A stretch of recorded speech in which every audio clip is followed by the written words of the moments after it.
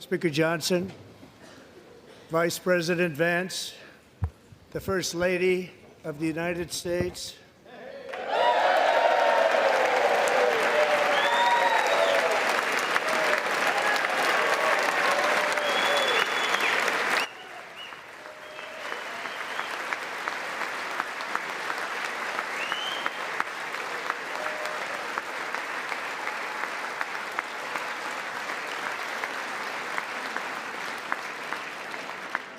members of the United States Congress, thank you very much. And to my fellow citizens, America is back.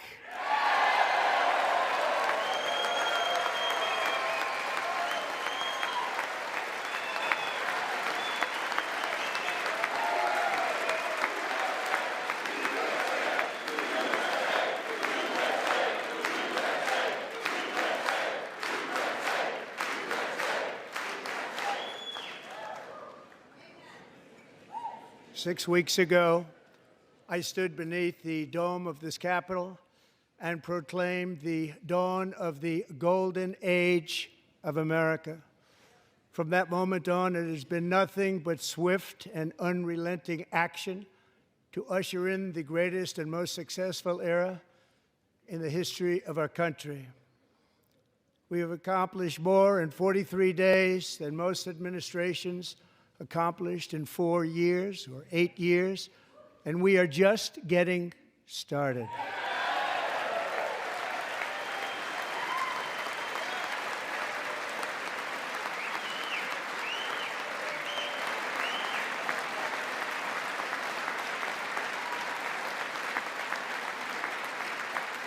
Thank you. I return to this chamber tonight to report that America's momentum is back, our spirit is back, our pride is back, our confidence is back, and the American dream is surging bigger and better than ever before.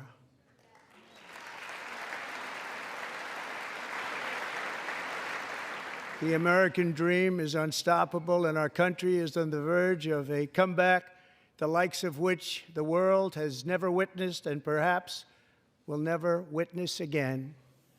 There's never been anything like it. The presidential election of November 5th was a mandate like has not been seen in many decades. We won all 7 swing states, giving us an electoral college victory of 312 votes.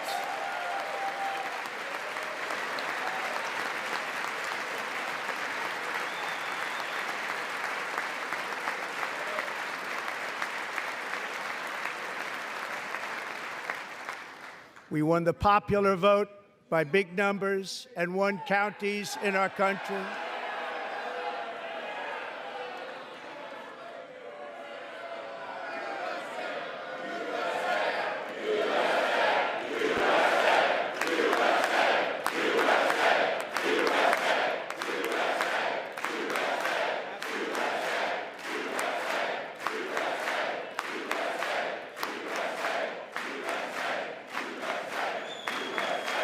And won counties in our country, 2,700 to 525, on a map that reads almost completely red for Republican.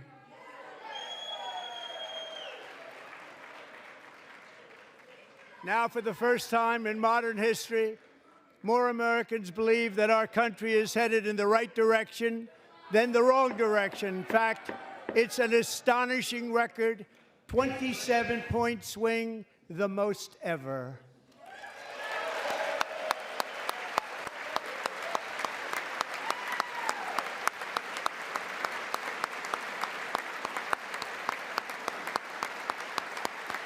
Likewise, small business optimism saw its single largest one-month gain ever recorded. Mr. President. A 41-point jump.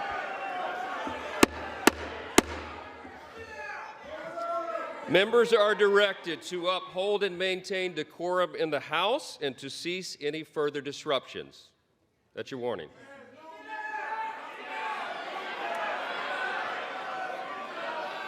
Members are engaging in willful and continuing breach of decorum, and the chair is prepared to direct the Sergeant at Arms to restore order to the joint session.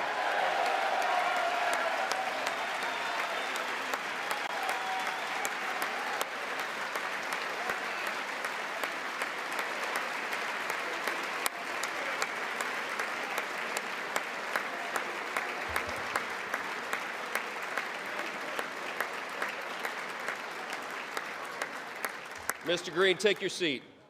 Take your seat, sir. Take your seat. Finding that members continue to engage in willful and concerted disruption of proper decorum, the chair now directs the Sergeant at Arms to restore order. Remove this gentleman from the chamber.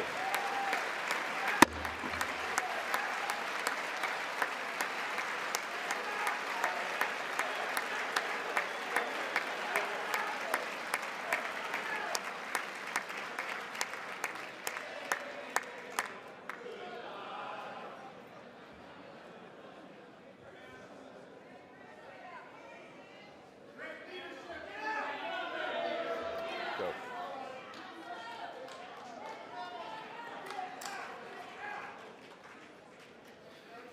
Members are directed to uphold and maintain decorum in the House. Mr. President, you continue. Thank you. Over the past 6 weeks, I have signed nearly 100 executive orders and taken more than 400 executive actions, a record, to restore common sense, safety, optimism, and wealth all across our wonderful land. The people elected me to do the job, and I'm doing it.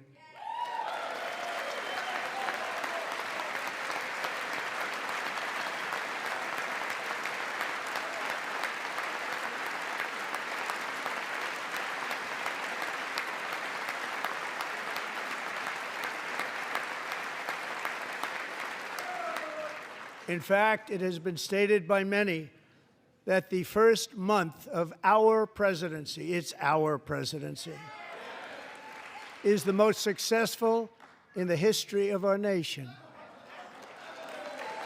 By many.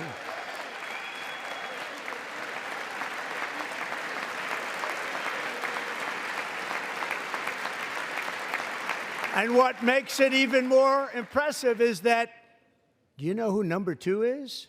George Washington. How about that? How about that? I don't know about that list, but we'll take it.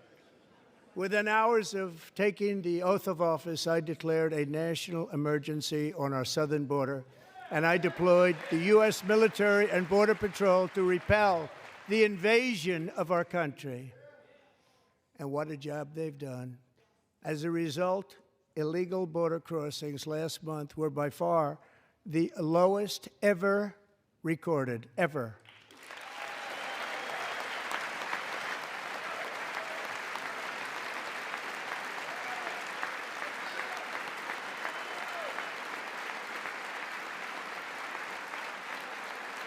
They heard my words and they chose not to come. Much easier that way. In comparison, under Joe Biden, the worst president in American history, there were hundreds of thousands of illegal crossings a month, and virtually all of them, including murderers, drug dealers, gang members, and people from mental institutions and insane asylums, were released into our country. Who would want to do that? This is my 5th such speech to Congress. And once again, I look at the Democrats in front of me, and I realize there is absolutely nothing I can say to make them happy or to make them stand or smile or applaud. Nothing I can do. I could find a cure to the most devastating disease, a disease that would wipe out entire nations, or announce the answers to the greatest economy in history, or the stoppage of crime to the lowest levels ever recorded. And these people sitting right here will not clap, will not stand, and certainly will not cheer for these astronomical achievements. They won't do it, no matter what. Five times I've been up here. It's very sad, and it just shouldn't be this way.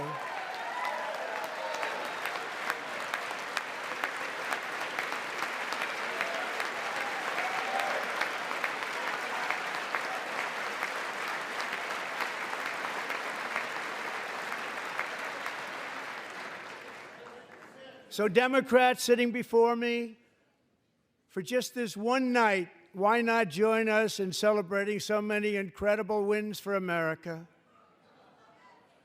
For the good of our nation, let's work together and let's truly make America great again.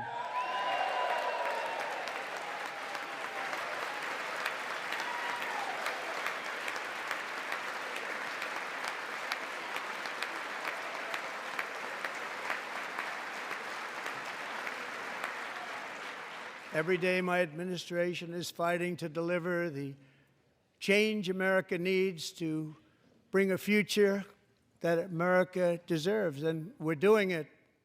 This is a time for big dreams and bold action. Upon taking office, I imposed an immediate freeze on all federal hiring, a freeze on all new federal regulations, and a freeze on all foreign aid.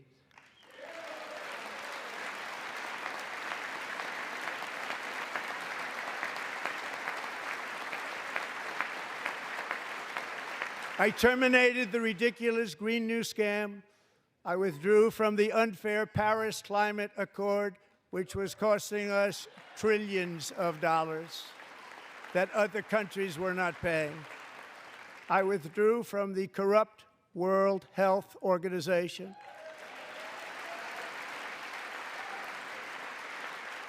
And I also withdrew from the anti-American UN Human Rights Council.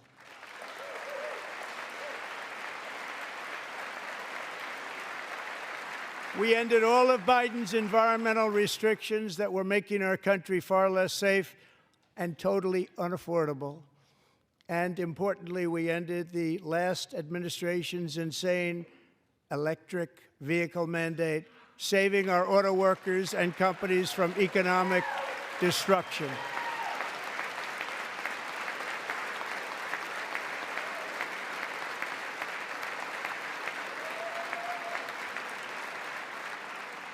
To unshackle our economy, I have directed that for every one new regulation, 10 old regulations must be eliminated, just like I did in my very successful first term.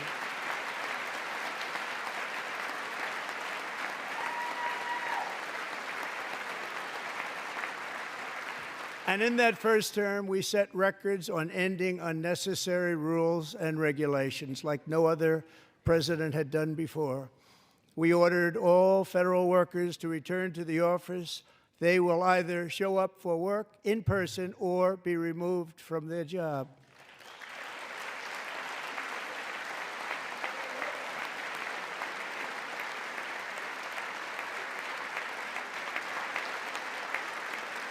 And we have ended weaponized government where, as an example, a sitting president is allowed to viciously prosecute his political opponent, like me. How did that work out? Not too good. Not too good.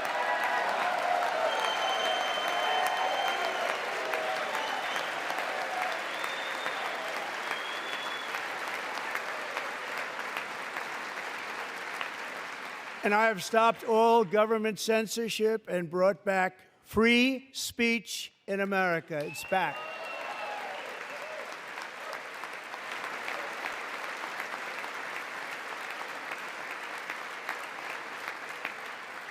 And 2 days ago, I signed an order making English the official language of the United States of America.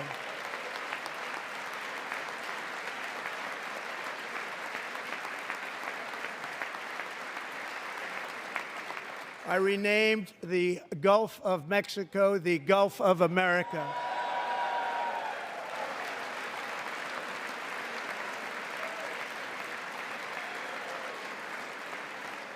And likewise, I renamed, for a great president, William McKinley, Mount McKinley again. Beautiful Alaska. We love Alaska. We've ended the tyranny of so-called diversity, equity, and inclusion policies all across the entire federal government and indeed the private sector and our military. And our country will be woke no longer.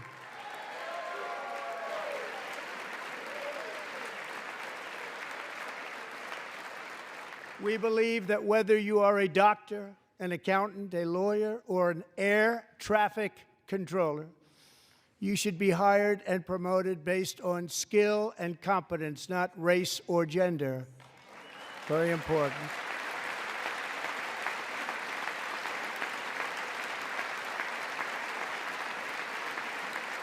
You should be hired based on merit. And the Supreme Court, in a brave and very powerful decision, has allowed us to do so. Thank you. Thank you very much. Thank you. We have removed the poison of critical race theory from our public schools, and I signed an order making it the official policy of the United States government that there are only two genders, male and female.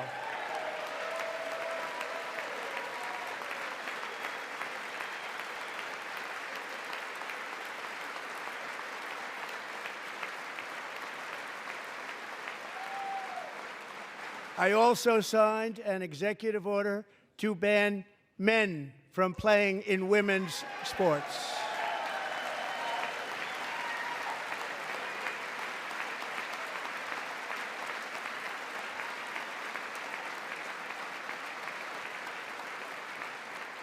Three years ago, Peyton McNabb was an all-star high school athlete, one of the best, preparing for a future in college sports.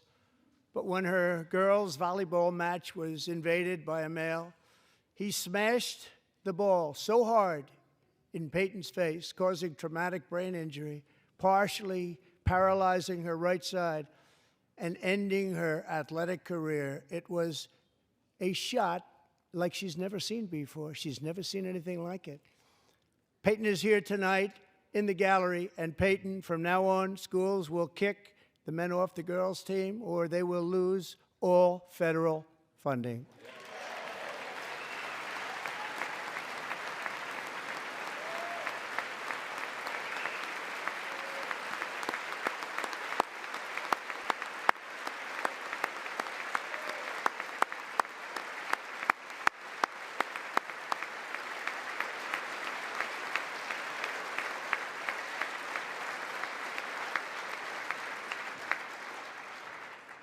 And if you really want to see numbers, just take a look at what happened in the women's boxing, weightlifting, track and field, swimming, or cycling, where a male recently finished a long-distance race 5 hours and 14 minutes ahead of a woman for a new record by 5 hours. Broke the record by 5 hours. It's demeaning for women, and it's very bad for our country. We're not going to put up with it any longer.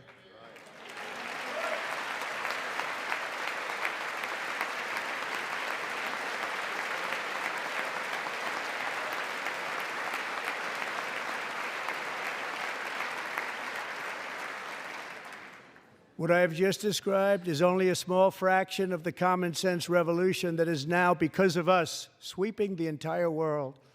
Common sense has become a common theme, and we will never go back. Never. Never going to let that happen. Among my very highest priorities is to rescue our economy and get dramatic and immediate relief to working families. As you know, we inherited from the last administration an economic catastrophe and an inflation nightmare. Their policies drove up energy prices, pushed up grocery costs, and drove the necessities of life out of reach for millions and millions of Americans. They've never had anything like it. We suffered the worst inflation in 48 years, but perhaps even in the history of our country. They're not sure. As president, I'm fighting every day to reverse this damage and make America affordable again.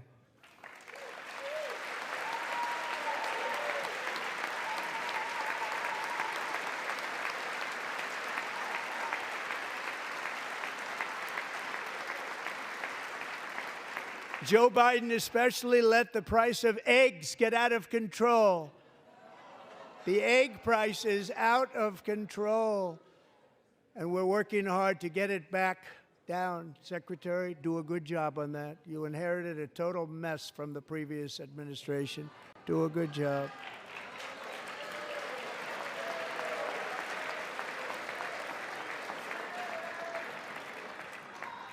A major focus of our fight to defeat inflation is rapidly reducing the cost of energy. The previous administration cut the number of new oil and gas leases by 95%, slowed pipeline construction to a halt, and closed more than 100 power plants. We are opening up many of those power plants right now.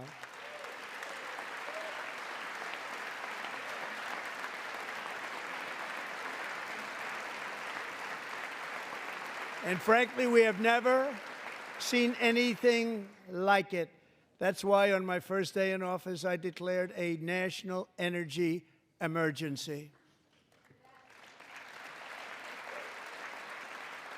As you've heard me say many times, we have more liquid gold under our feet than any nation on earth, and by far. And now I fully authorize the most talented team ever assembled to go and get it. It's called Drill, Baby, Drill.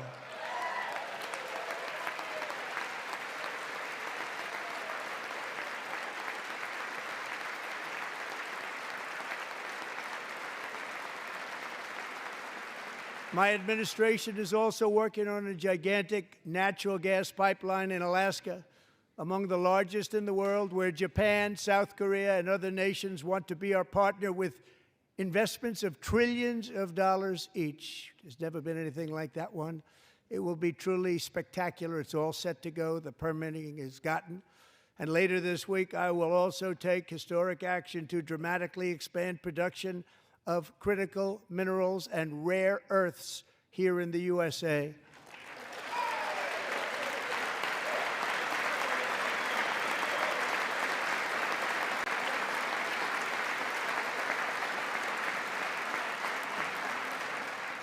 To further combat inflation, we will not only be reducing the cost of energy, but will be ending the flagrant waste of taxpayer dollars.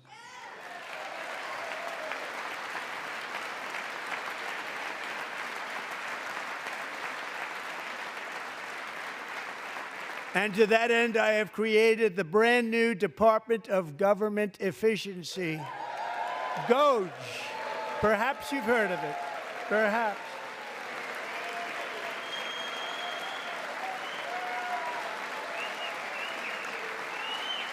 Which is headed by Elon Musk, who is in the gallery tonight.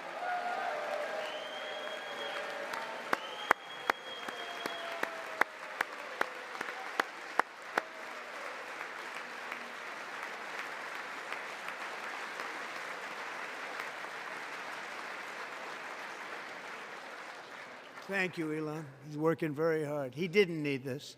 He didn't need this.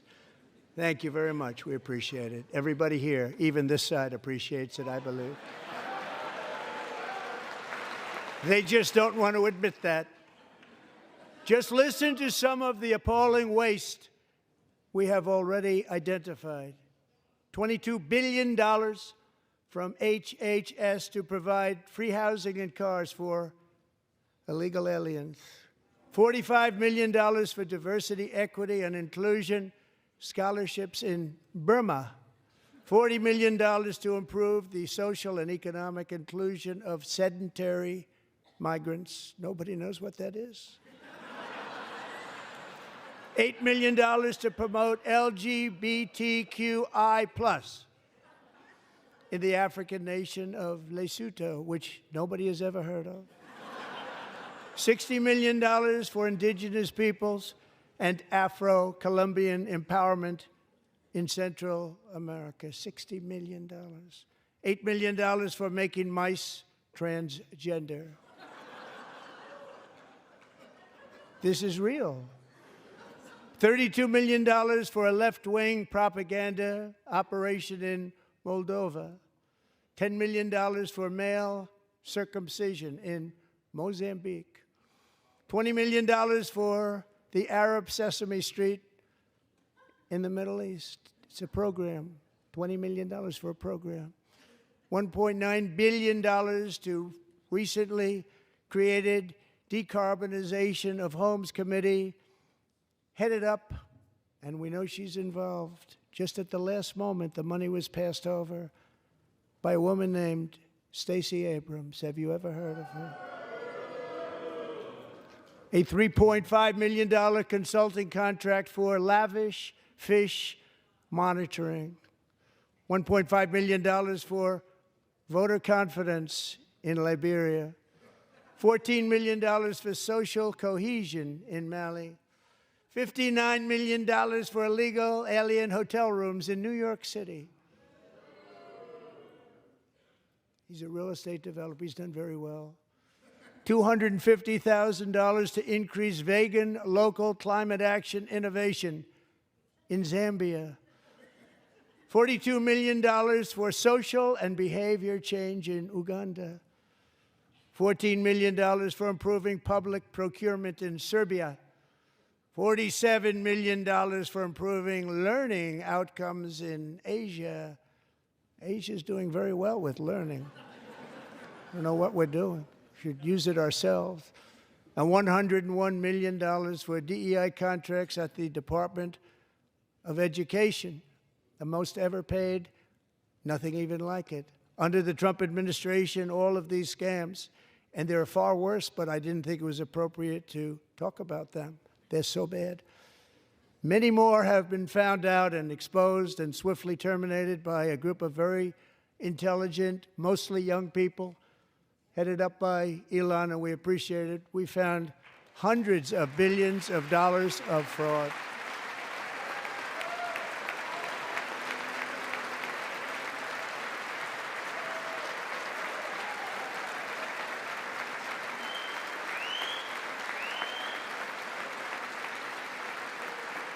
And we've taken back the money and reduced our debt to fight inflation and other things. Taken back a lot of that money. We got it just in time. This is just the beginning. The Government Accountability Office, a federal government office, has estimated annual fraud of over $500 billion in our nation, and we are working very hard to stop it. We're going to. We're also identifying shocking levels of incompetence and probable fraud in the Social Security program for our seniors, and that our seniors and people that we love rely on. Believe it or not, government databases list 4.7 million Social Security members from people aged 100 to 109 years old. It lists 3.6 million people from ages 110 to 119. I don't know any of them. I know some people that are rather elderly, but not quite that elderly. 3.47 million people from ages 120 to 129. 3.9 million people from ages 130 to 139. 3.5 million people from ages 140 to 149. And money is being paid to many of them, and we're searching right now. In fact, Pam, good luck. Good luck. You're going to find it.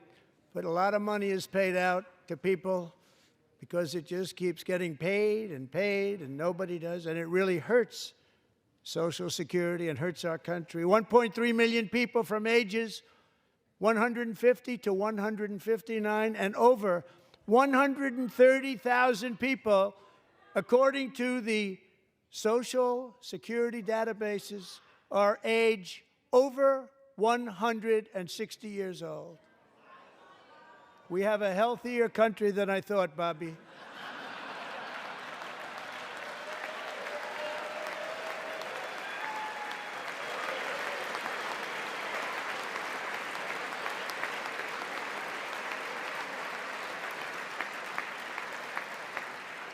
Including, to finish, 1,039 people between the ages of 220 and 229 one person between the age of 240 and 249, and one person is listed at 360 years of age. More than 100 years. More than 100 years older than our country. But we're going to find out where that money's going, and it's not going to be pretty. By slashing all of the fraud, waste, and theft we can find, we will defeat inflation, bring down mortgage rates, lower car payments and grocery prices, protect our seniors, and put more money in the pockets of American families.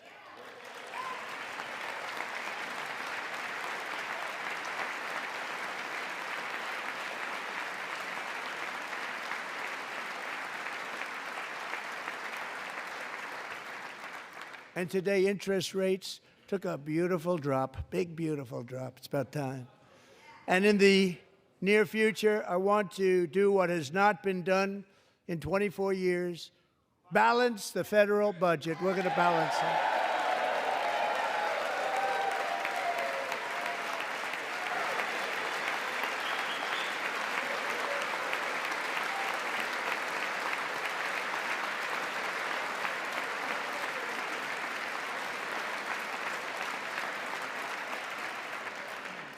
With that goal in mind, we have developed in great detail what we are calling the Gold Card, which goes on sale very, very soon.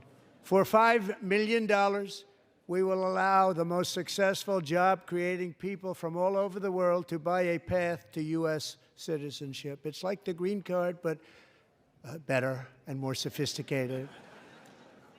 And these people will have to pay tax in our country. They won't have to pay tax from where they came. The money that they've made, you wouldn't want to do that, but they have to pay tax, create jobs. They'll also be taking people out of colleges and paying for them so that we can keep them in our country instead of having them being forced out. Number one, at the top school, as an example, being forced out and not being allowed to stay and create tremendous numbers of jobs and great success for a company out there. So while we take out the criminals, killers, traffickers, and child predators who are allowed to enter our country under the open border policy of these people, the Democrats, the Biden administration, the open border insane policies that you've allowed to destroy our country, we will now bring in brilliant, hardworking, job-creating people. They're going to pay a lot of money, and we're going to reduce our debt with that money.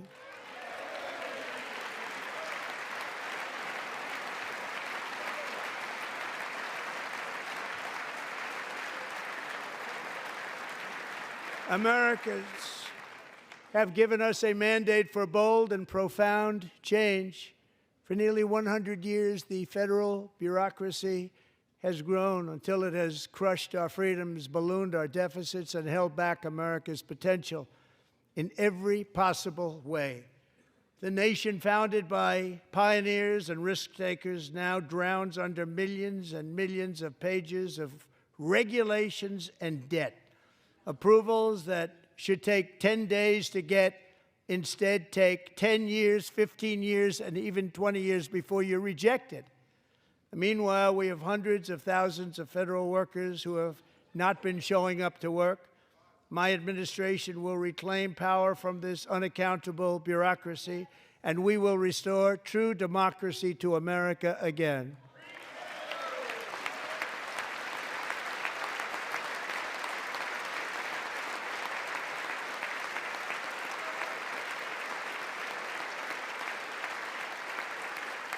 And any federal bureaucrat who resists this change will be removed from office immediately.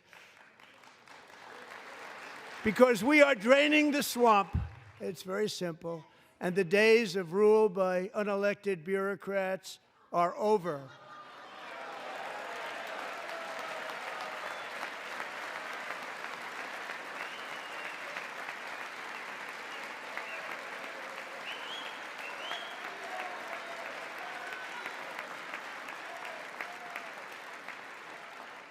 And the next phase of our plan to deliver the greatest economy in history is for this Congress to pass tax cuts for everybody. They're in there. They're waiting for you to vote.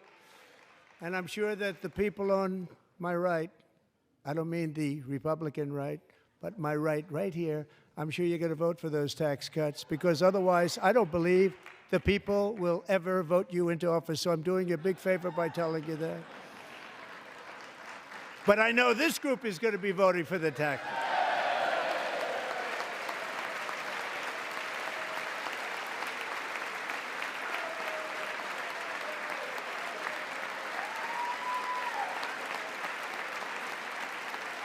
Thank you.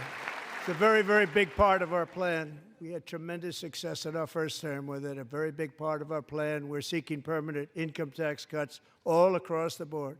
And to get urgently needed relief to Americans hit especially hard by inflation, I'm calling for no tax on tips, no tax on overtime, and no tax on Social Security benefits for our great seniors.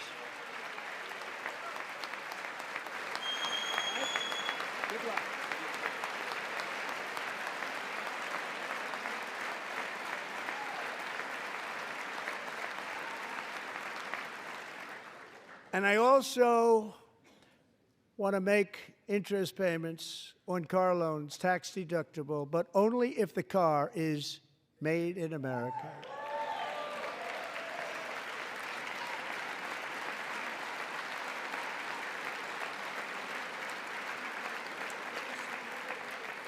And by the way, we're going to have growth in the auto industry like nobody's ever seen. Plants are opening up all over the place. Deals are being made. Never seen. That's a combination of the election win and tariffs. It's a beautiful word, isn't it? That, along with our other policies, will allow our auto industry to absolutely boom. It's going to boom. Spoke to the majors today, all three, the top people, and they're so excited. In fact, already numerous car companies have announced that they will be building massive automobile plants in America, with Honda just announcing a new plant in Indiana, one of the largest anywhere in the world.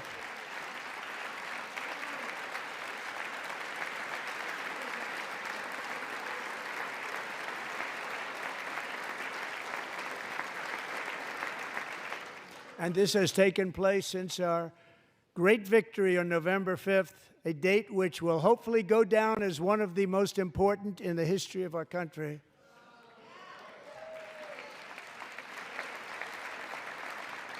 In addition, as part of our tax cuts, we want to cut taxes on domestic production and all manufacturing. And just as we did before, we will provide 100% expensing. It will be retroactive to January 20th, 2025. And it was one of the main reasons why our tax cuts were so successful in our first term, giving us the most successful economy in the history of our country. First term. We had a great first term.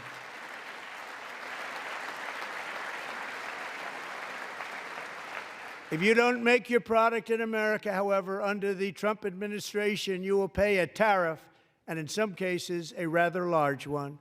Other countries have used tariffs against us for decades, and now it's our turn to start using them against those other countries. On average, the European Union, China, Brazil, India, Mexico, and Canada, have you heard of them? And countless other nations charge us tremendously higher tariffs than we charge them. It's very unfair. India charges us auto tariffs higher than 100%. China's average tariff on our products is twice what we charge them.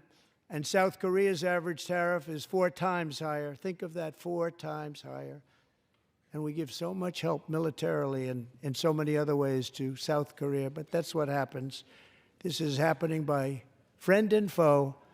This system is not fair to the United States and never was. And so on April 2nd, I wanted to make it April 1st, but I didn't want to be accused of April Fool's Day. That's not, just one day cost us a lot of money. But we're going to do it in April. I'm a very superstitious person. April 2nd, reciprocal tariffs kick in. And whatever they tariff us, other countries, we will tariff them. That's reciprocal, back and forth. Whatever they tax us, we will tax them. If they do non-monetary tariffs to keep us out of their market, then we will do non-monetary barriers to keep them out of our market. There's a lot of that, too. They don't even allow us in their market. We will take in trillions and trillions of dollars and create jobs like we have never seen before. I did it with China, and I did it with others, and the Biden administration couldn't do anything about it because there was so much money they couldn't do anything about it. We have been ripped off for decades by nearly every country on earth, and we will not let that happen any longer.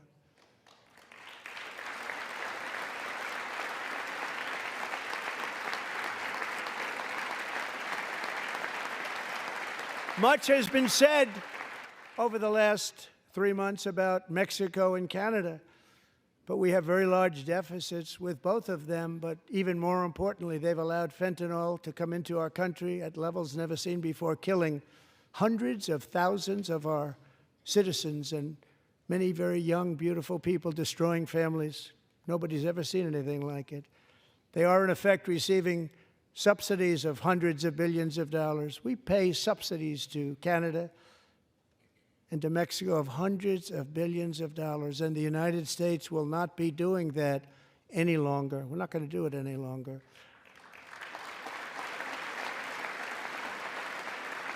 Thanks to our America First policies we're putting into place, we have had $1.7 trillion of new investment in America in just the past few weeks. The combination of the election and our economic policies that people of SoftBank, one of the most brilliant anywhere in the world, announced a $200 billion investment. OpenAI and Oracle, Larry Ellison, announced $500 billion investment, which they wouldn't have done if Kamala had won. Apple announced $500 billion investment. Tim Cook called me. He said, I cannot spend it fast enough. It's going to be much higher than that, I believe. They'll be building their plants here instead of in China. And just yesterday, Taiwan Semiconductor, the biggest in the world, most powerful in the world, has a tremendous amount, 97% of the market, announced a $165 billion investment to build the most powerful chips on earth right here in the USA.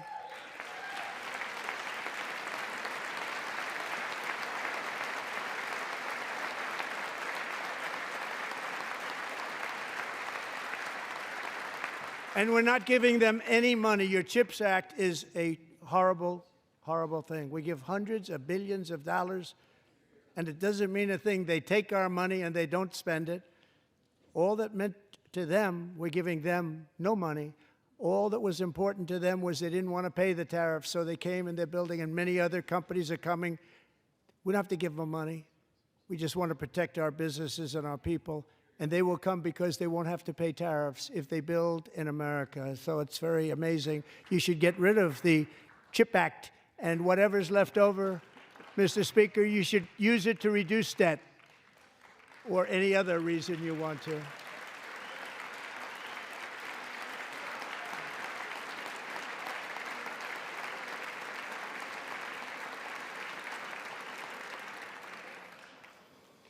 Our new trade policy will also be great for the American farmer. I love the farmer,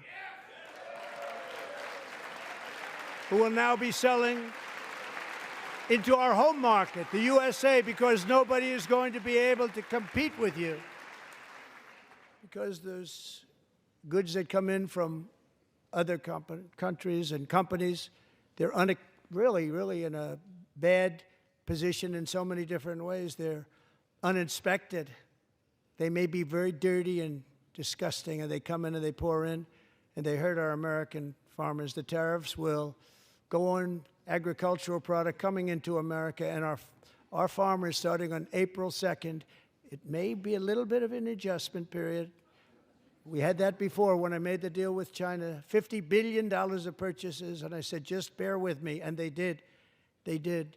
Probably have to bear with me again, and this will be even better. That was great.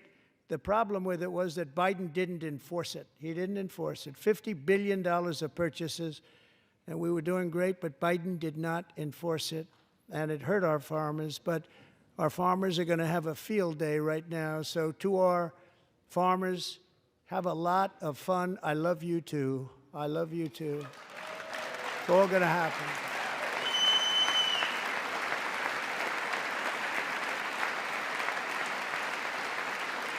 And I have also imposed a 25% tariff on foreign aluminum, copper, lumber, and steel, because if we don't have, as an example, steel and lots of other things, we don't have a military, and frankly, we just won't have a country very long. Here today is a proud American steelworker, fantastic person from Decatur, Alabama. Jeff Denard has been working at the same steel plant for 27 years in a job that has allowed him to serve as the captain of his local volunteer fire department, raise 7 children with his beautiful wife, Nicole, and over the years provide a loving home for more than 40 foster children. So great, Jeff.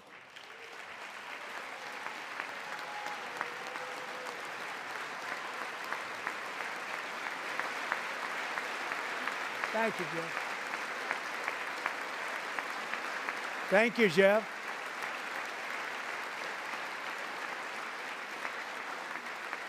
Stories like Jeff's remind us that tariffs are not just about protecting American jobs. They're about protecting the soul of our country. Tariffs are about making America rich again and making America great again, and it's happening, and it will happen rather quickly. There'll be a little disturbance, but we're okay with that. It won't be much. No, you're not. Oh. And look where Biden took us, very low, the lowest we've ever been. Jeff, I want to thank you very much, and I also want to recognize another person who has devoted herself to foster care community. She works so hard on it.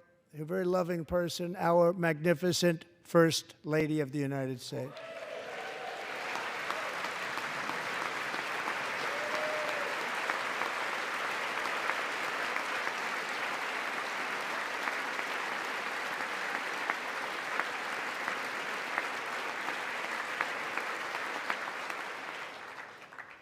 Melania's work has yielded incredible results, helping prepare our nation's future leaders as they enter the workforce. Our First Lady is joined by 2 impressive young women, very impressive. Haley Ferguson, who benefited from the First Lady's Fostering the Future initiative and is poised to complete her education and become a teacher. And Elliston Berry, who became a victim of an illicit deepfake image produced by a peer. With Elliston's help, the Senate just passed the Take It Down Act, and this is so important. Thank you very much, John. John Thune, thank you. Stand up, John. Thank you, John.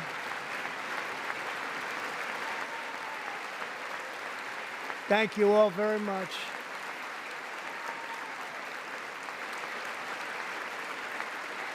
Thank you. And thank you to John Thune and the Senate. Great job. To criminalize the publication of such images online is a terrible, terrible thing. And once it passes the House, I look forward to signing that bill into law. Thank you. And I'm going to use that bill for myself, too, if you don't mind. Because nobody gets treated worse than I do online. Nobody. That's great. Thank you very much to the Senate. Thank you. But if we truly care about protecting Americans' children, no step is more crucial than securing America's borders. Over the past 4 years, 21 million people poured into the United States. Many of them were murderers, human traffickers, gang members, and other criminals from the streets of dangerous cities all throughout the world. Because of Joe Biden's insane and very dangerous open border policies, they are now strongly embedded in our country, but we are getting them out and getting them out fast.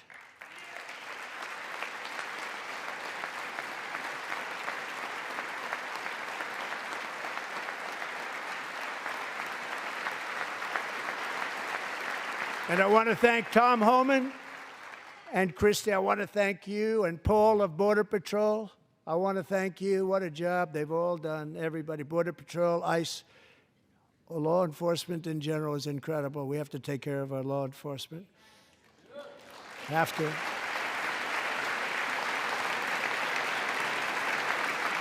Last year,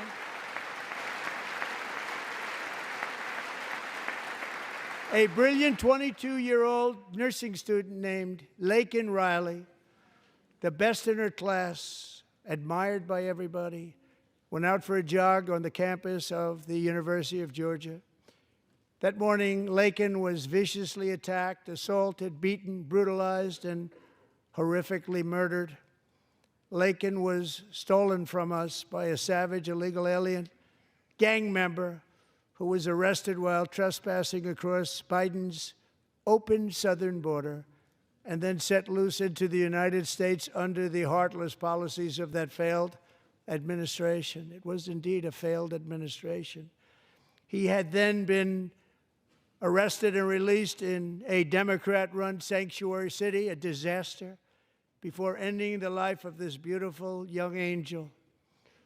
With us this evening are Laken's beloved mother, Allison, and her sister, Lauren.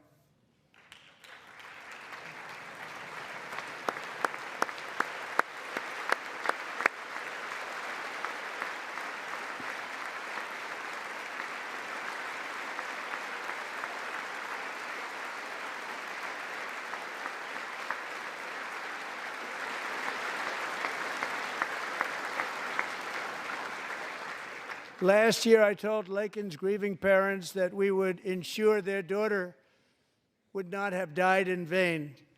That's why the very first bill I signed into law as your 47th president mandates the detention of all dangerous criminal aliens who threaten public safety. It's a very strong, powerful act.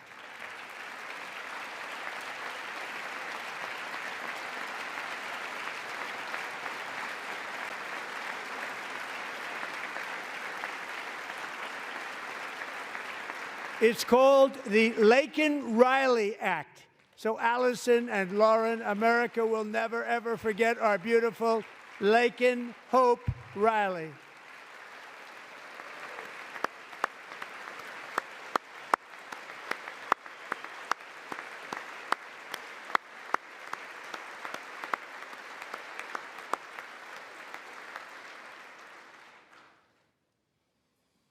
Thank you very much. Since taking office, my administration has launched the most sweeping border and immigration crackdown in American history, and we quickly achieved the lowest numbers of illegal border crossers ever recorded. Thank you.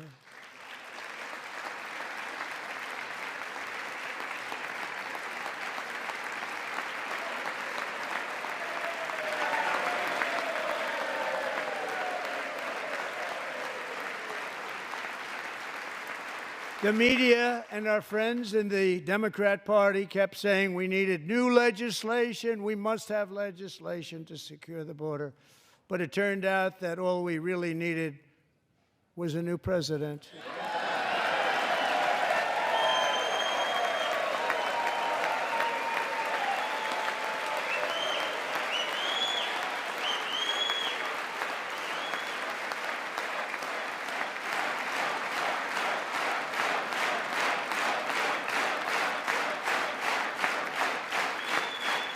Thank you. Joe Biden didn't just open our borders, he flew illegal aliens over them to overwhelm our schools, hospitals, and communities throughout the country. Entire towns like Aurora, Colorado, and Springfield, Ohio, buckled under the weight of the migrant occupation and corruption like nobody's ever seen before. Beautiful towns destroyed. Now, just as I promised in my inaugural address, we are achieving the great liberation of America.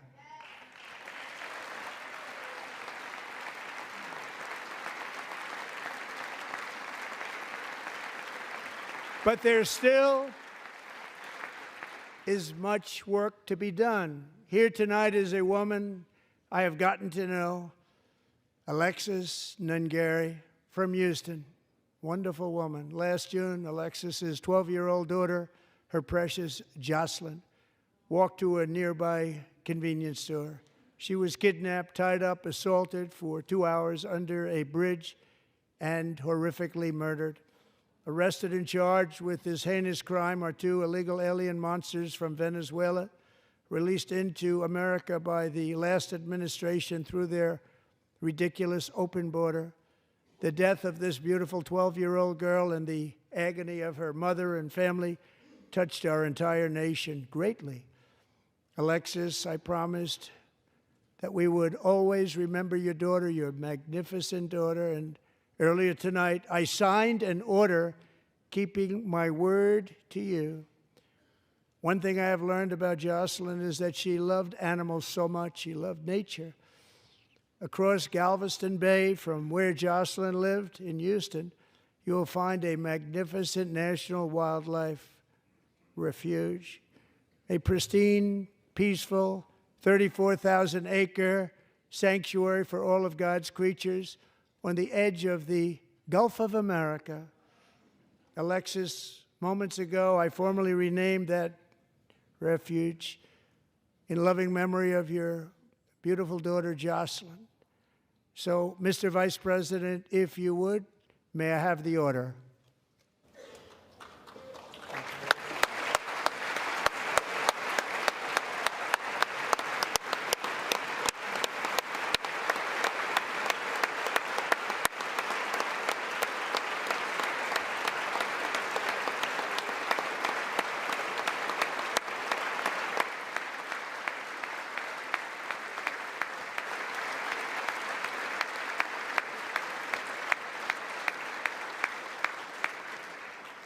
Thank you very much.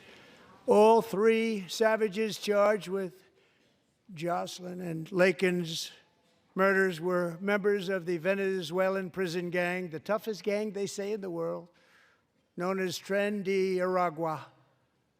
2 weeks ago, I officially designated this gang, along with MS-13 and the bloodthirsty Mexican drug cartels, as foreign terrorist organizations.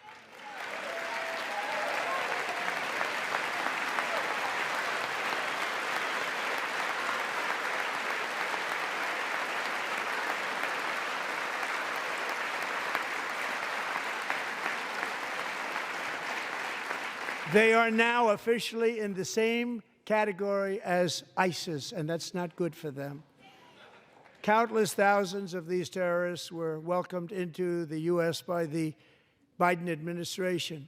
But now every last one will be rounded up and forcibly removed from our country, or, if they're too dangerous, put in jails, standing trial in this country, because we don't want them to come back ever.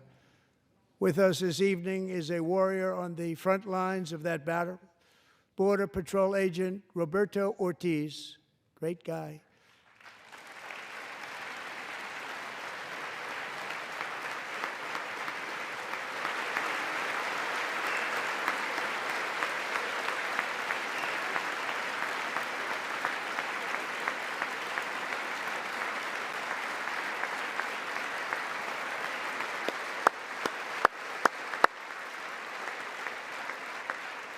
In January, Roberto and another agent were patrolling by the Rio Grande near an area known as Cartel Island. Doesn't sound too nice to me. When heavily armed gunmen started shooting at them, Roberto saw that his partner was totally exposed, at great danger, and he leapt into action, returning fire and providing crucial seconds for his fellow agent to seek safety, just barely. I have some of the prints of that event, and it was not good. Agent Ortiz, we salute you for your great courage and for your line of fire that you took and for the bravery that you showed. We honor you, and we will always honor you. Thank you, Roberto, very much.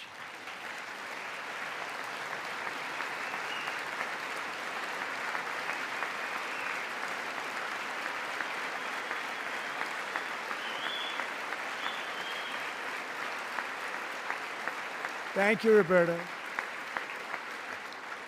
And I actually got to know him on my many calls to the border. He's a great, great gentleman. The territory to the immediate south of our border is now dominated entirely by criminal cartels that murder, rape, torture, and exercise total control. They have total control over a whole nation, posing a grave threat to our national security. The cartels are waging war on America, and it's time for America to wage war on the cartels, which we are doing.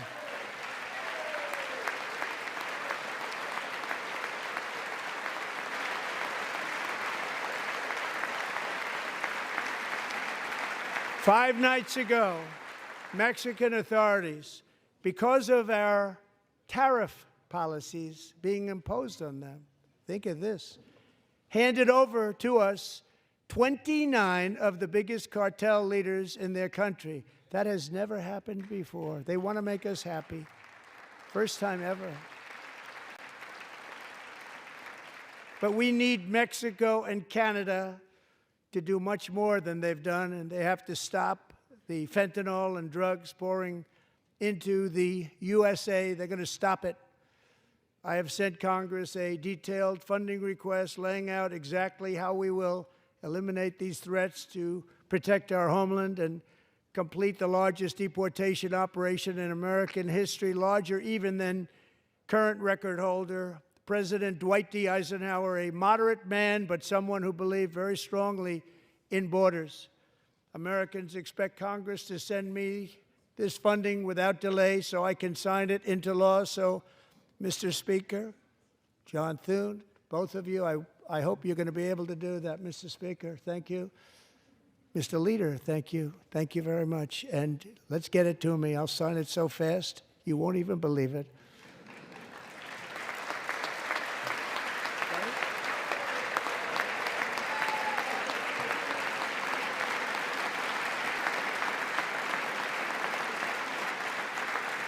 And as we reclaim our sovereignty, we must also bring back law and order to our cities and towns.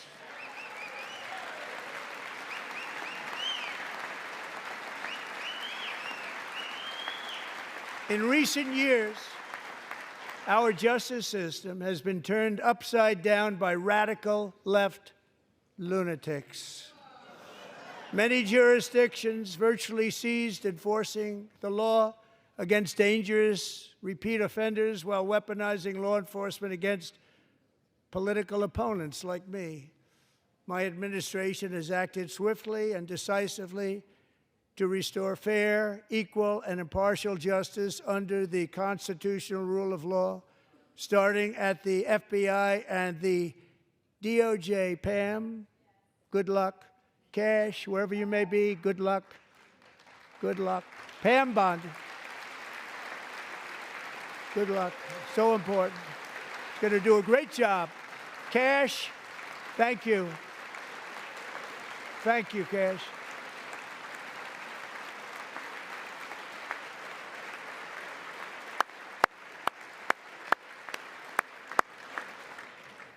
They've already started very strong. They're going to do a fantastic job. You're going to be very proud of them. We're also once again giving our police officers the support, protection, and respect they so dearly deserve. They have to get it. They have such a hard, dangerous job, but we're going to make it less dangerous. The problem is the bad guys don't respect the law, but they're starting to respect it, and they soon will respect it. This also includes our great fire departments throughout the country. Our firemen and women are unbelievable people, and we'll never forget them. And besides that, they voted for me in record numbers, so I have no choice.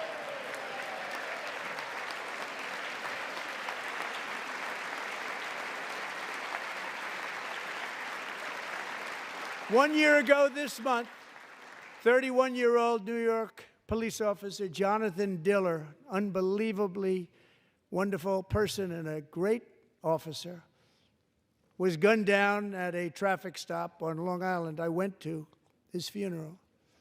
The vicious criminal charged with his murder had 21 prior arrests, and they were rough arrests, too. He was a real bad one.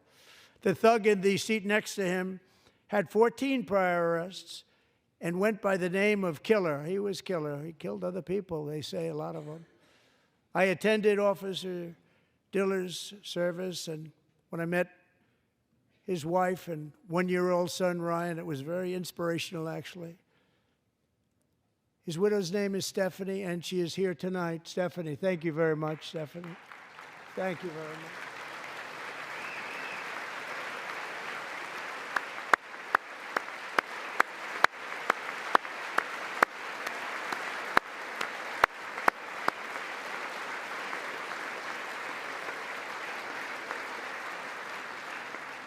Stephanie, we're going to make sure that Ryan knows his dad was a true hero, New York's finest, and we're going to get these cold-blooded killers and repeat offenders off our streets, and we're going to do it fast.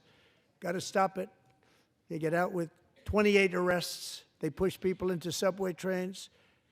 They hit people over the head, back of the head with baseball bats. We got to get them out of here. I've already signed an executive order requiring a mandatory death penalty for anyone who murders a police officer, and tonight I'm asking Congress to pass that policy into permanent law.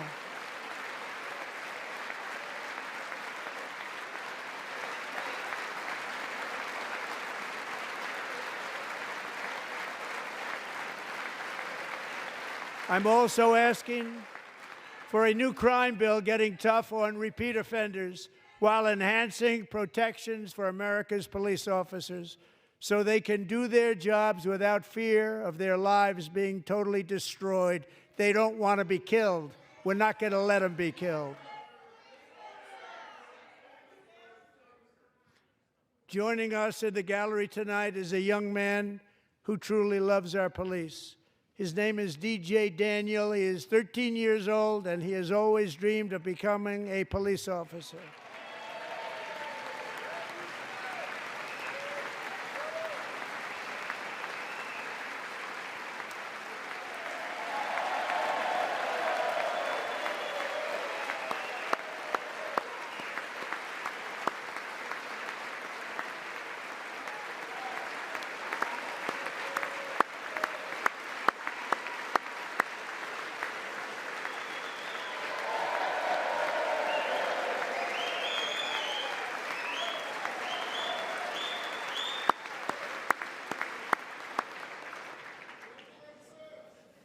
But in 2018, DJ was diagnosed with brain cancer.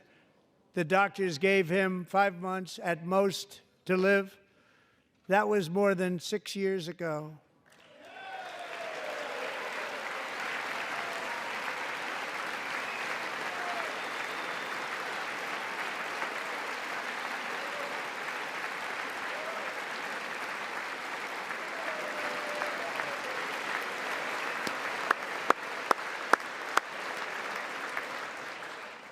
Since that time, DJ and his dad have been on a quest to make his dream come true, and DJ has been sworn in as an honorary law enforcement officer, actually a number of times. The police love him, the police departments love him. And tonight, DJ, we're going to do you the biggest honor of them all. I am asking our new Secret Service Director, Sean Curran, to officially make you an agent of the United States Secret Service.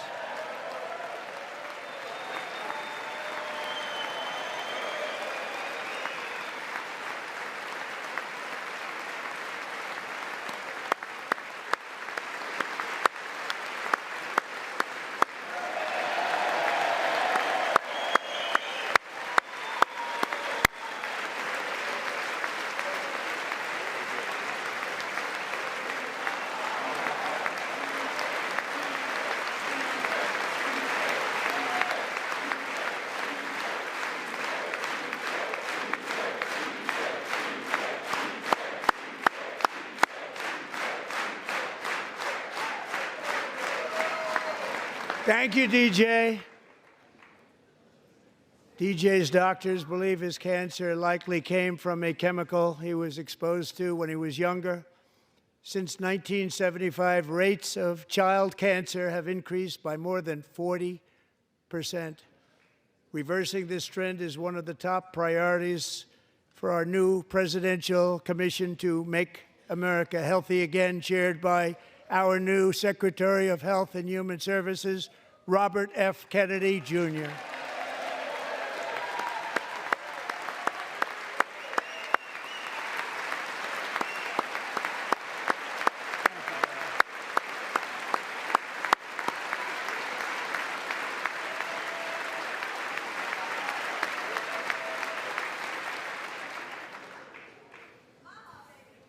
With the name Kennedy, you would have thought everybody over here would have been cheering.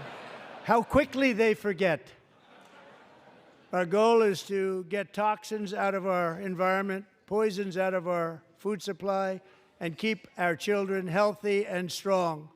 As an example, not long ago, and you can't even believe these numbers, 1 in 10,000 children had autism, 1 in 10,000. And now it's 1 in 36. There's something wrong, 1 in 36. Think of that.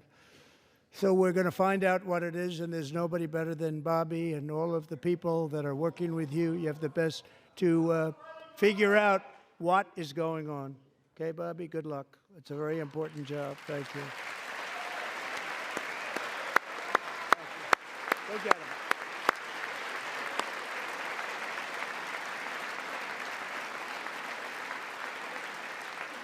Thank you. My administration is also working to protect our children from toxic ideologies in our schools. A few years ago, January Littlejohn and her husband discovered that their daughter's school had secretly socially transitioned their 13-year-old little girl. Teachers and administrators conspired to deceive January and her husband while encouraging her daughter to use a new name and pronouns. They, them pronoun, actually, all without telling January, who is here tonight and is now a courageous advocate against this form of child abuse. January, thank you. Thank you. Thank you very much.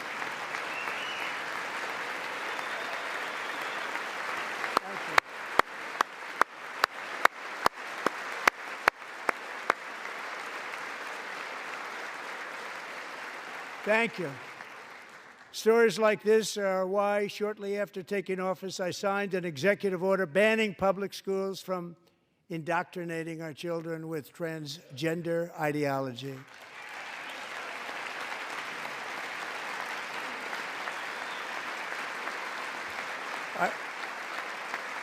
I also signed an order to cut off all taxpayer funding to any institution that engages in the sexual mutilation of our youth.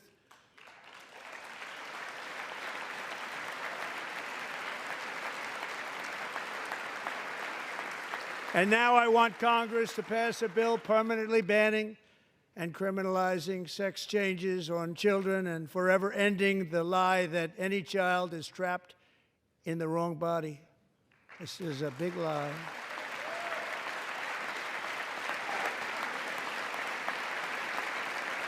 And our message to every child in America is that you are perfect exactly the way God made you.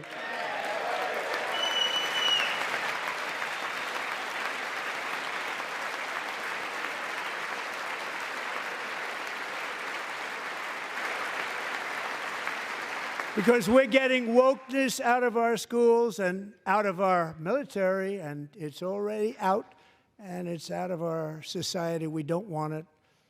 Wokeness is trouble. Wokeness is bad. It's gone. It's gone. And we feel so much better for it, don't we? Don't we feel better? Our service members won't be activists and ideologues. They will be fighters and warriors. They will fight for our country. And Pete, congratulations. Secretary of Defense, congratulations.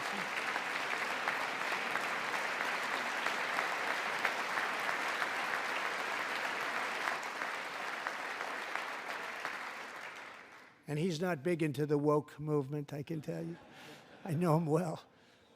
I am pleased to report that in January, the U.S. Army had its single best recruiting month in 15 years, and that all armed services are having among the best recruiting results ever in the history of our services. What a difference.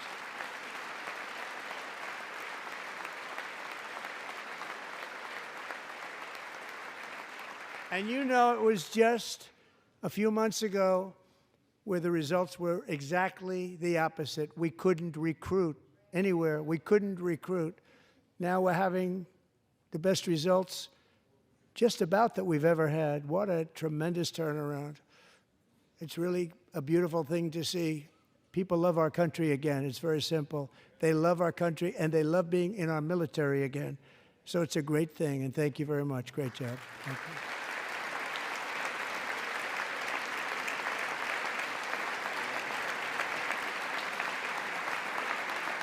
We're joined tonight by a young man, Jason Hartley, who knows the weight of that call of duty.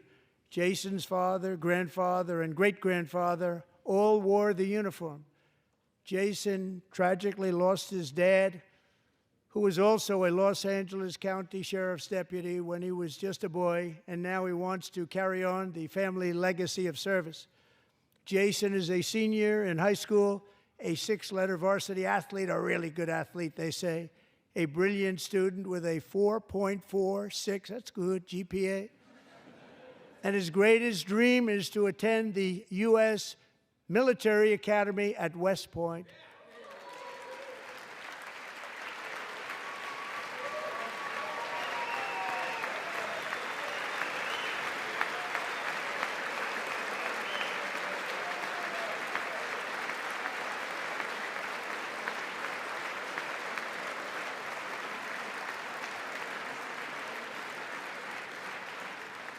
And Jason, that's a very big deal getting in. That's a hard one to get into. But I'm pleased to inform you that your application has been accepted.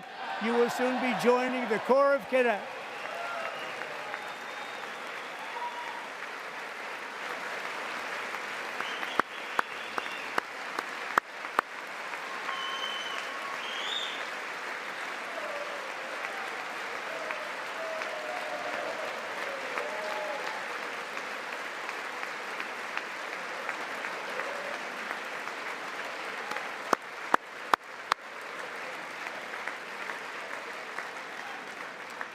Thank you. Jason, you're going to be on the long gray line, Jason. As Commander-in-Chief, my focus is on building the most powerful military of the future. As a first step, I'm asking Congress to fund a state-of-the-art Golden Dome missile defense shield to protect our homeland, all made in the USA.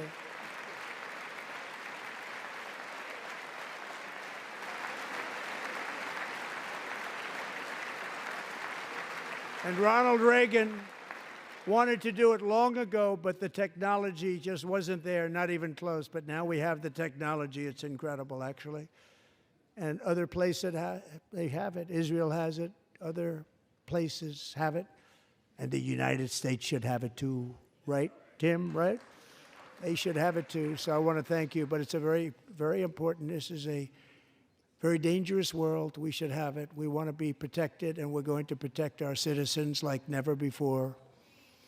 To boost our defense industrial base, we are also going to resurrect the American shipbuilding industry, including commercial shipbuilding and military shipbuilding.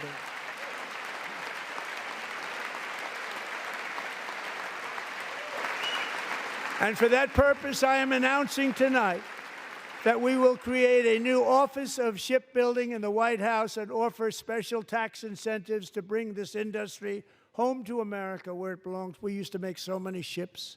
We don't make them anymore very much, but we're going to make them very fast, very soon. It will have a huge impact. To further enhance our national security, my administration will be reclaiming the Panama Canal, and we've already started doing it.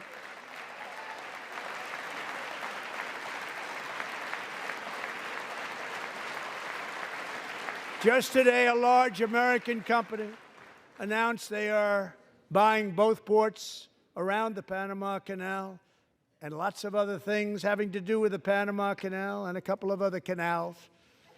The Panama Canal was built by Americans for Americans, not for others, but others could use it.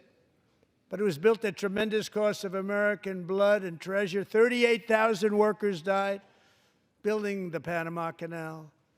They died of malaria. They died of snake bites and mosquitoes. Not a nice place to work. They paid them very highly to go there, knowing there was a 25% chance that they would die. The most expensive project also that was ever built in our country's history, if you bring it up to modern day costs. It was given away by the Carter administration for $1, but that agreement has been violated very severely. We didn't give it to China. We gave it to Panama, and we're taking it back.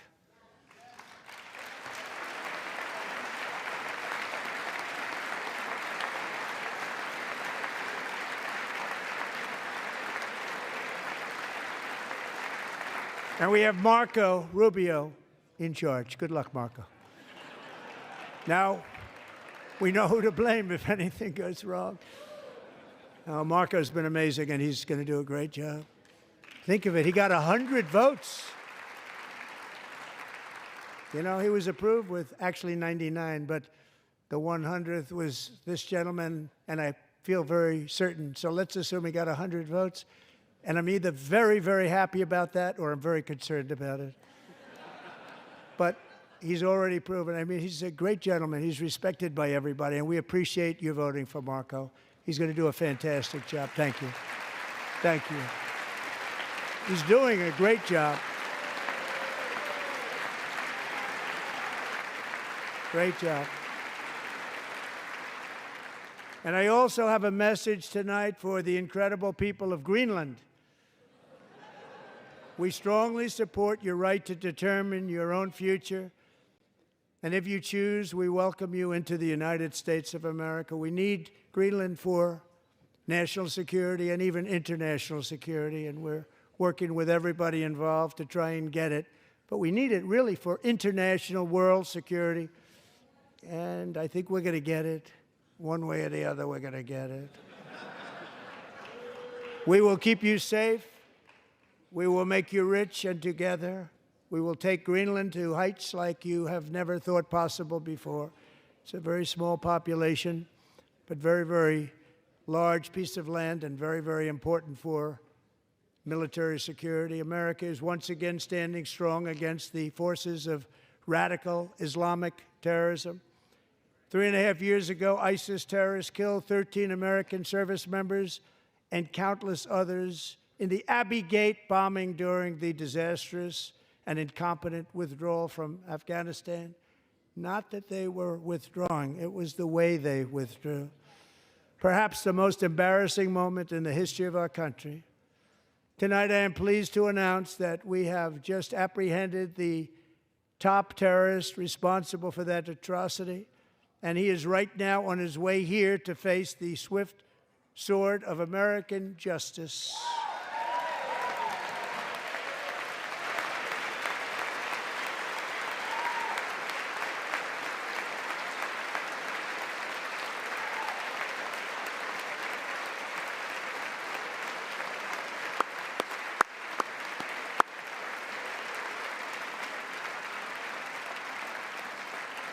And I want to thank especially the government of Pakistan for helping arrest this monster.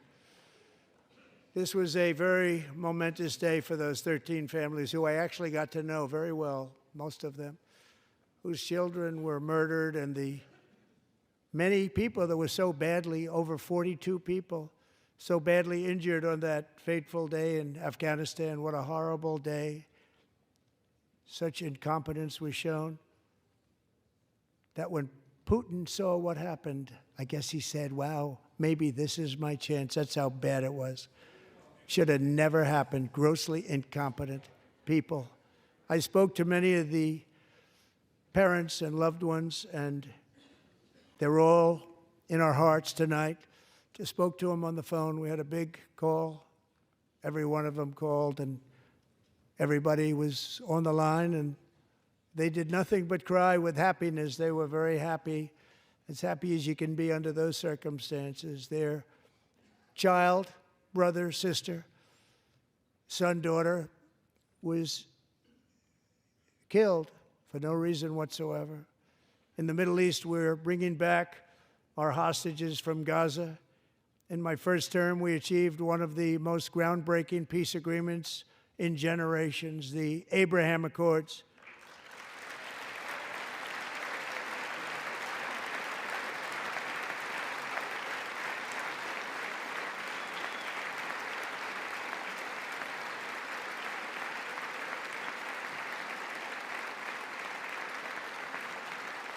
And now we're going to build on that foundation to create a more peaceful and prosperous future for the entire region. A lot of things are happening in the Middle East. People have been talking about that so much lately with everything going on with Ukraine and Russia.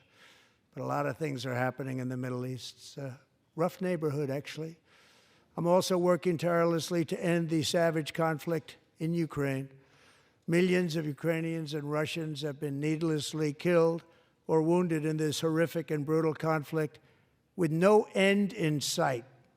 The United States has sent hundreds of billions of dollars to support Ukraine's defense with no security, with no anything.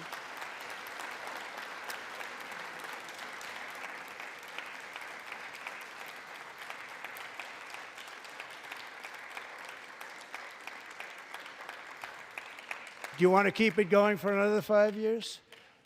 Yeah, you would say Pocahontas says yes.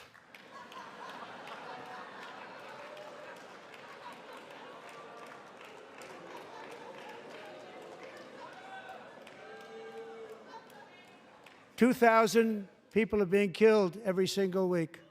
More than that. They're Russian young people. They're Ukrainian young people. They're not Americans. But I want it to stop.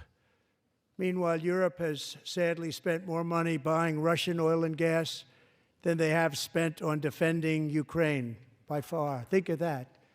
They've spent more buying Russian oil and gas than they have defending. And we've spent perhaps $350 billion, like taking candy from a baby. That's what happened. And they've spent $100 billion. What a difference that is. And we have an ocean separating us, and they don't. But we're getting along very well with them, and lots of good things are happening. Biden has authorized more money in this fight than Europe has spent by billions and billions of dollars. It's hard to believe that they wouldn't have stopped it and said, at some point, come on, let's equalize. You got to be equal to us. But that didn't happen. Earlier today, I received an important letter from President Zelensky of Ukraine. The letter reads, Ukraine is ready to come to the negotiating table as soon as possible to bring lasting peace closer. Nobody wants peace more than the Ukrainians, he said. My team and I stand ready to work under President Trump's strong leadership to get a peace that lasts. We do really value how much America has done to help Ukraine maintain its sovereignty and independence. Regarding the agreement on minerals and security, Ukraine is ready to sign it at any time that is convenient for you. I appreciate that he sent this letter, just got it a little while ago. Simultaneously, we've had serious discussions with Russia and have received strong signals that they are ready for peace. Wouldn't that be beautiful? Wouldn't that be beautiful?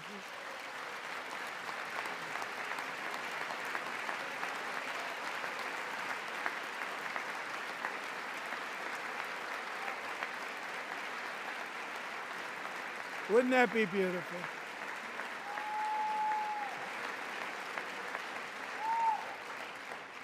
It's time to stop this madness. It's time to halt the killing. It's time to end the senseless war. If you want to end wars, you have to talk to both sides. Nearly 4 years ago, amid rising tensions, a history teacher named Mark Fogel was detained in Russia and sentenced to 14 years in a penal colony. Rough stuff. The previous administration barely lifted a finger to help him. They knew he was innocent, but they had no idea where to begin. But last summer, I promised his 95-year-old mother, Malphine, that we would bring her boy safely back home. After 22 days in office, I did just that, and they are here tonight.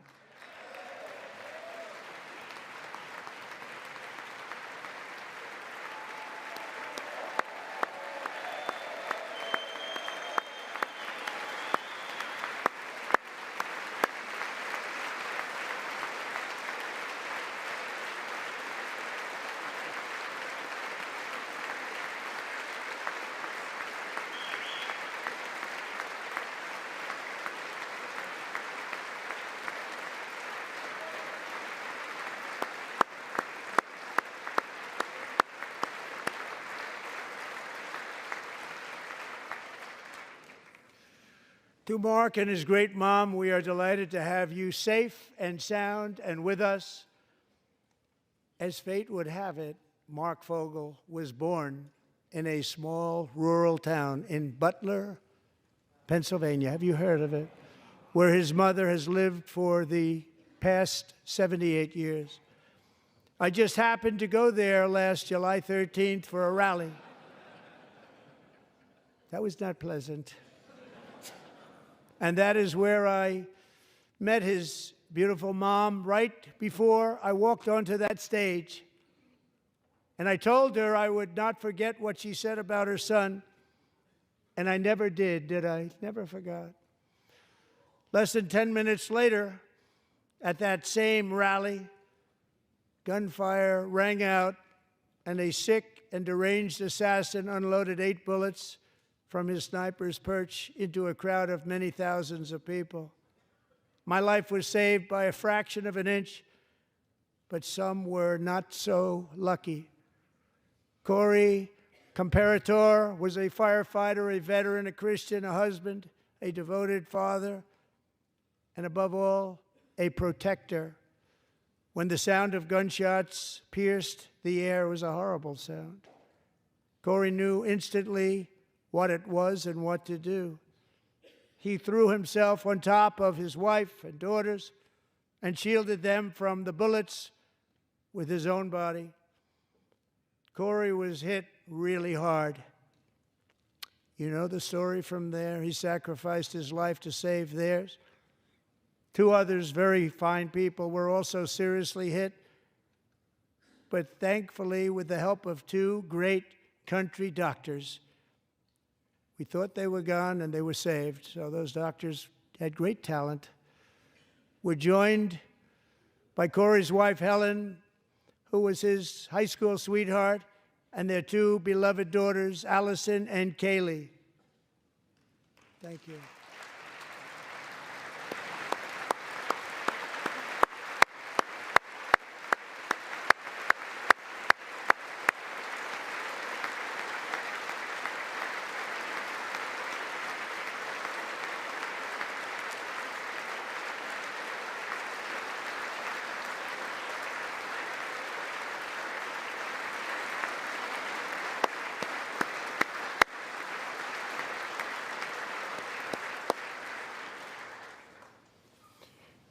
To Helen, Allison, and Kaylee, Corey is looking down on his 3 beautiful ladies right now, and he is cheering you on. He loves you.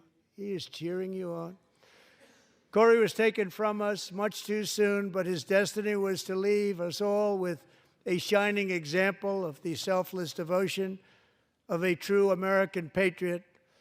It was love like Corey's that built our country, and it's love like Corey's that is going to make our country more majestic than ever before. I believe that my life was saved that day in Butler for a very good reason. I was saved by God to make America great again. I believe that. Thank you. Thank you.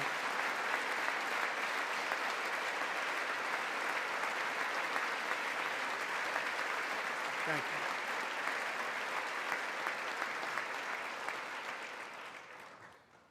Thank you very much. From the patriots of Lexington and Concord to the heroes of Gettysburg and Normandy, from the warriors who crossed the Delaware to the trailblazers who climbed the Rockies, and from the legends who soared at Kitty Hawk to the astronauts who touched the moon, Americans have always been the people who defied all odds, transcended all dangers, made the most extraordinary sacrifices, and did whatever it took to defend our children, our country, and our freedom. And as we have seen in this chamber tonight, that same strength, faith, love, and spirit is still alive and thriving in the hearts of the American people.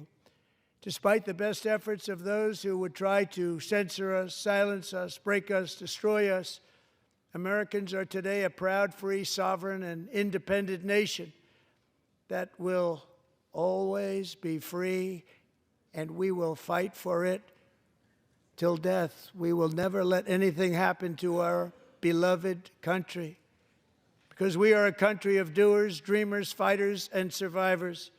Our ancestors crossed a vast ocean, strode into the unknown wilderness, and carved their fortunes from the rock and soil of a perilous and very dangerous frontier.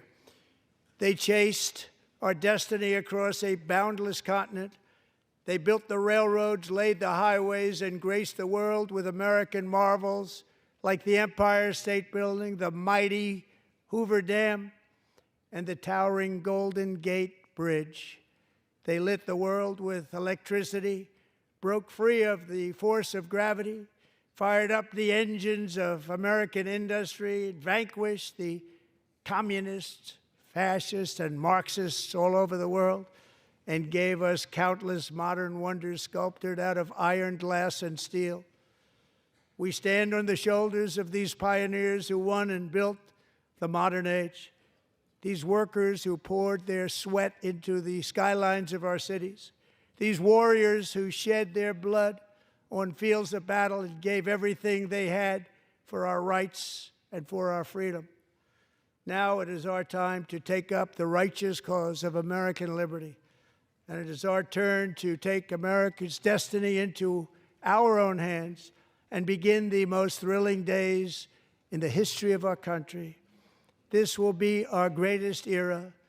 With God's help, over the next 4 years, we are going to lead this nation even higher, and we are going to forge the freest, most advanced, most dynamic, and most dominant civilization ever to exist on the face of this earth. We are going to create the highest quality of life, build the safest and wealthiest and healthiest and most vital communities anywhere in the world.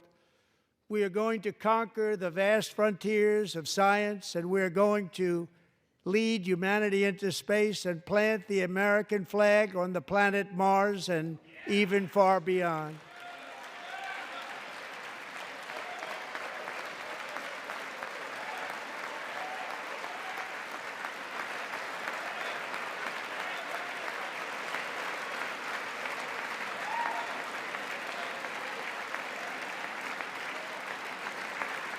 And through it all, we are going to rediscover the unstoppable power of the American spirit. And we are going to renew unlimited promise of the American dream. Every single day, we will stand up and we will fight, fight, fight for the country our citizens believe in and for the country our people deserve.